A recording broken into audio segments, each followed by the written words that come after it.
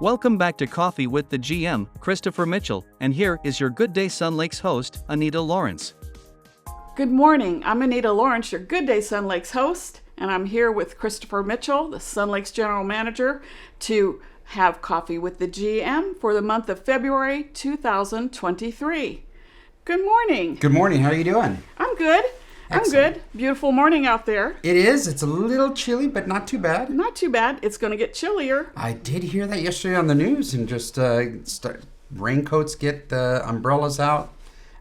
Beautiful, then cold. Beautiful, then cold. But it's hard to believe that there could be an Arctic storm that could even bring us some snow. I know. And I'm excited about that. It is nice seeing snow on the mountains, though. And even here in Sun Lakes, it's so pretty. I prefer to stay in the house. Oh, well. when it's in the community streets, I'll stay in the house. If they happen to bring us some snow, and Mother Nature brings us some snow on Thursday, I'm all ready to make some homemade soup. Very nice, very nice. So that's an open invitation to the community? Well, maybe I not. Can't make that much soup. I've made it for neighbors and friends when Nice. they've come home from hospitals. So Very nice. Yeah. Very nice. But anyways, well, we have lots to discuss. We didn't get yes. together last month. So We didn't. It was a crazy month, but now we'll get caught up. I'm sure you received a lot of questions. I've have some news as well. At the end, I'll give an update as well. Okay.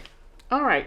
First question or a comment. Okay. There was an accident near the South Clubhouse 2 weeks ago. Yes. Speeding has not gone away. They're good at running stop signs too. I know. So what is being done to address this? So right now, actually, the board is going to be revisiting this. Members might remember there was a huge town hall talking about speed enforcement, stop sign enforcement, and the community turned out didn't want it. And there was a warning at that meeting, that town hall, that if this can continue, there's going to be an accident. Somebody's going to get injured. And unfortunately, there was at the South Clubhouse. And so now, again, the board is revisiting this. About a year and a half ago, the board met with representatives from the city of Banning and asking for an MOU, a Memorandum of Understanding, for Banning PD to patrol in the community for speeders, stop sign, evaders. And the city of Banning has never responded. And so I know the board has tasked me to reach out again, to revisit this, to revive this, as well as some other options with other agencies. Further, the board is also looking at the speed monitoring signs that go on the signs that say, what is your speed limit, and what the cost is for those stop signs that have the lights on it that flash to warn you to stop. There's several areas I know that in particular would be great to put those on. They are costly, but again, what is the cost of a human life and injury? And so the board is looking to that. Hope to have some more information maybe at the next Coffee with the GM or admin update. Okay. An announcement was made last week that the doors to the weekend entertainment will not open until 30 minutes prior to showtime. There has been a lot of discussion on social media. Can you provide an explanation for this? Yes, there's two things, and I've been getting wind of that as well. Two items. Number one, the time to set up. And I've seen this in the Sand Wedge as the band pulls up and is unloading all their music and chords and everything. There's groups of people that decide to come in early and step over the chords. Excuse me, band member, I'm sorry, can I sit here? Causes a problem with the setup. Further, members of my team, the food and beverage team, they're closing down one area. They need time to go over to the ballroom or the Sand Wedge and set up the tables accordingly, recreation to come and assist with the setup. And if members are there, that presents a danger to the staff member. And so that's one of the reasons we pushed it back and said, no, we need time to set up. I need the room to be perfect for the members. The second item, and this was received heat for many years, about the anger from members of, I arrived 30 minutes early and all the seats are already taken. How did that happen? And are they members? Are they guests? Where is the member that's with them? And so that's one of the other reasons we look to say, give everyone a chance 30 minutes prior so that somebody doesn't come in an hour early and start, taking chairs. reserving chairs for themselves. It's trying to make it open for everyone to have an opportunity to get a seat. That has been a problem. So there's two factors: setup and also allowing members to get a seat and avoid these reserved seats, putting jackets on seats, then disappearing. We can't have that. Mm-hmm. That's Right. been the biggest issue we've heard. Okay. There is currently a survey being conducted to determine if residents want to expand the lounge and build a dog park. Can you talk about that, please? Okay, so this is, it's not going to be a determination.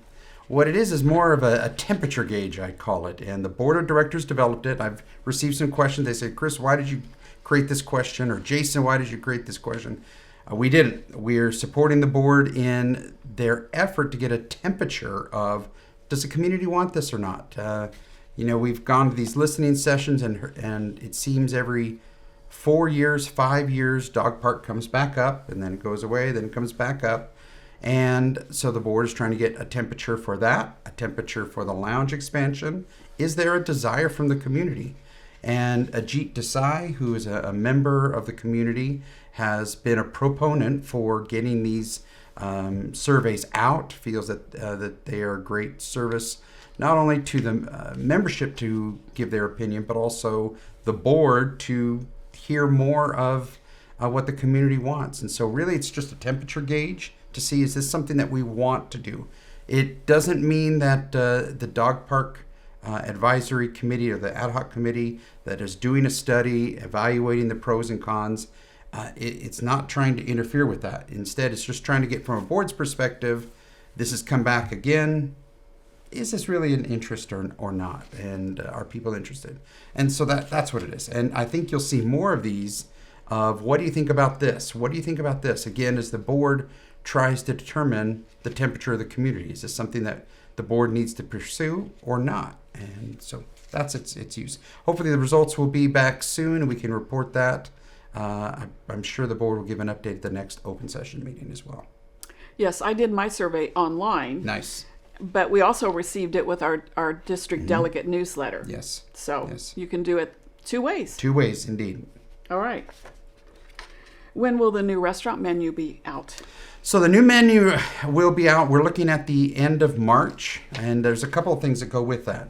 Revamped lounge menu, revamped catering menu. And so this is one thing working on.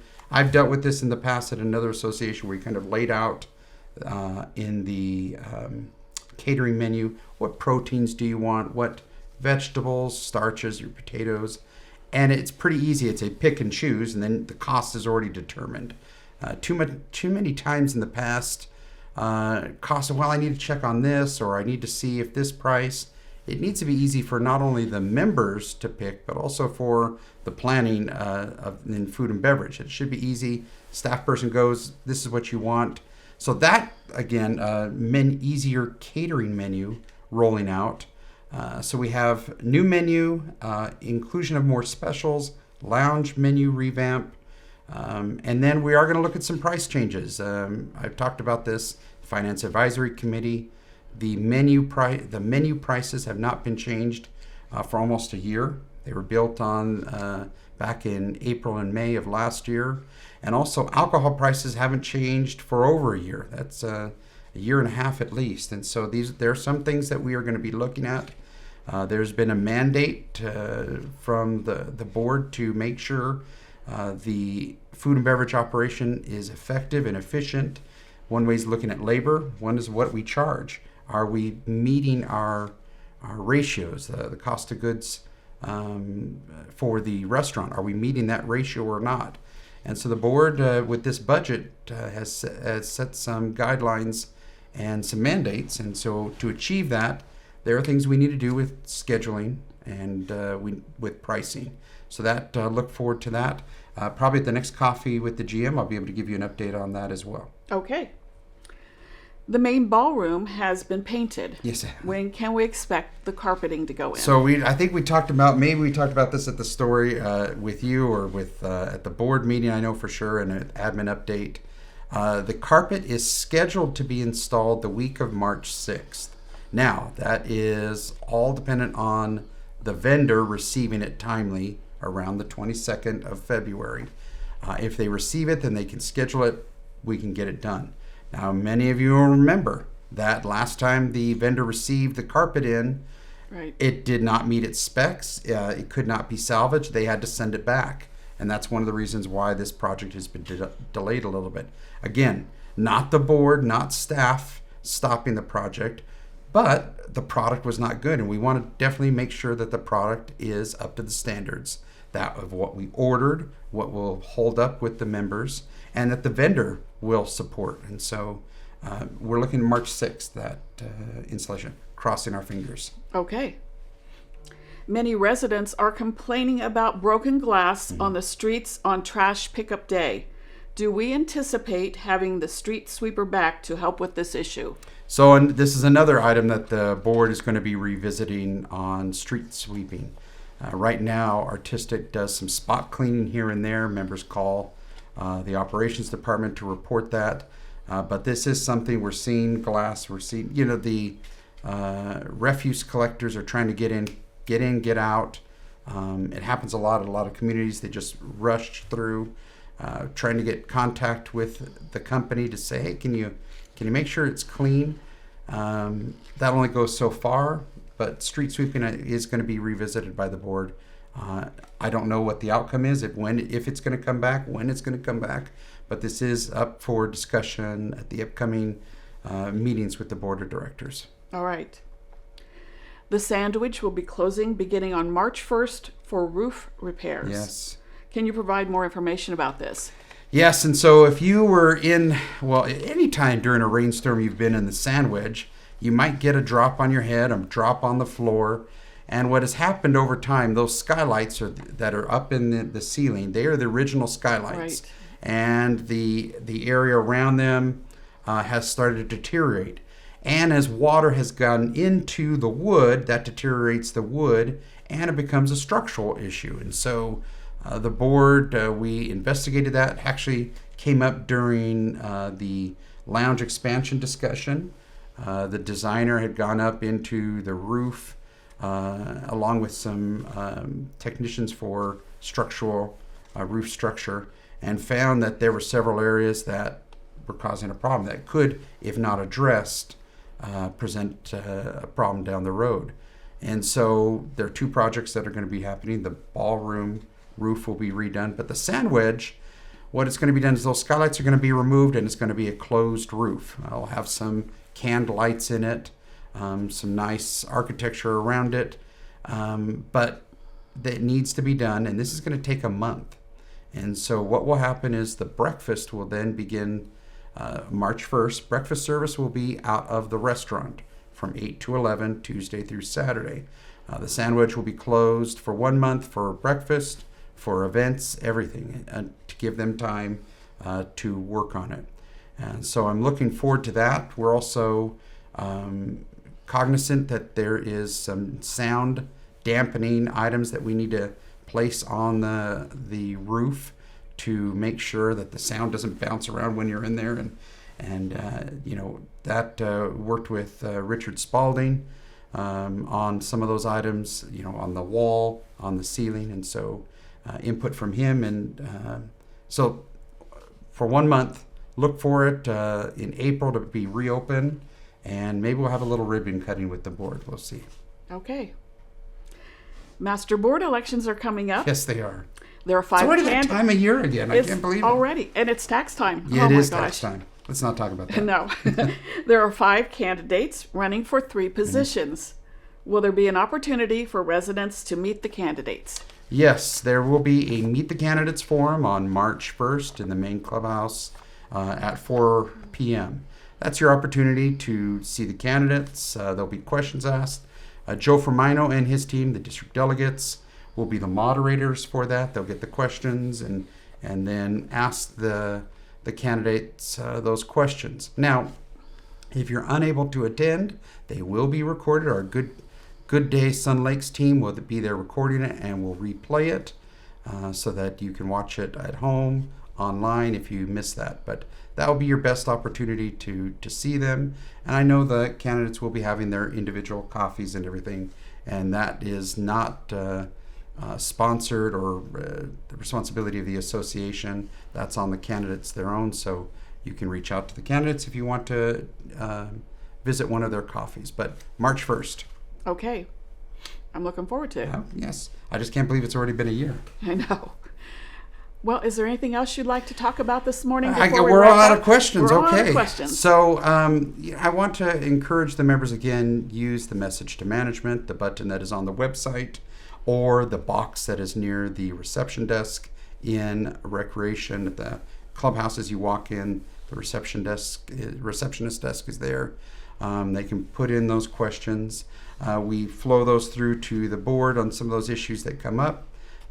Also, I want to alert the community that Cara Lukasik no longer is with Sun Lakes. She's moved on to another position, and so Jason Ewalls, who is the assistant general manager, who was former recreation director, will be helping out Linda Vang while we recruit for a new director. Our goal is to, again, continue to provide the great services for the community. They shouldn't see a blip on it, but we ask that the members be patient during this time while we search for a new candidate.